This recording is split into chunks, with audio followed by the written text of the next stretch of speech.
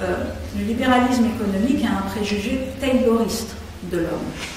Préjugé tayloriste de l'homme, c'est-à-dire que bien sûr tout homme est un homo economicus et n'a comme boussole métaphysique que son intérêt particulier à court terme, et préjugé tayloriste, par ailleurs l'homme est plutôt égoïste, mauvais, planqué, ne voulant pas travailler, enfin bon bref, toute une série de choses. Je vous invite à relire Taylor sur la vision qu'il a de l'humanité, mais tout ça n'est pas neutre.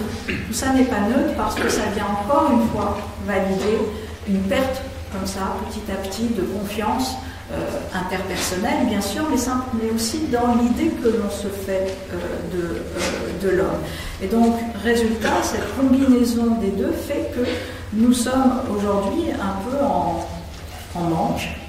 Toi, tu parlais de découragement profond, mais c'est vrai qu'il y a une atteinte à l'idée que l'on se fait de l'homme, et notamment de sa capacité de création solidaire, alors que l'on voit bien véritablement que la solidarité est une construction sociale, et qu'à partir du moment où nous sommes dans une situation d'érosion de nous-mêmes, ou ce que Christopher Lasch a appelé le moi minimal, c'est-à-dire à partir du moment où nous sommes dans ce moi minimal, nous prenons des postures de survie.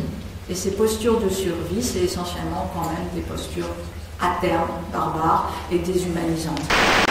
Avec ce préjugé tayloriste fort, qui en fait est toujours là, encore une fois, Axel Honneth l'avait bien vu, instrumentalise les idéaux démocratiques et en même temps disqualifie l'humanisme même de l'homme. Et donc vous avez une perte de confiance dans la démocratie, mais vous avez une perte de confiance à un niveau plus métaphysique encore dans la réalité du perfectionnement humain. Je dis ça dans la maison créée par l'abbé Grégoire, mais en l'occurrence c'est pas neutre. Nous refondrons un sentiment de confiance avec la démocratie en passant par la revalorisation d'un État social, qui est quand même la véritable figure de l'État de droit, même s'il est arrivé historiquement après.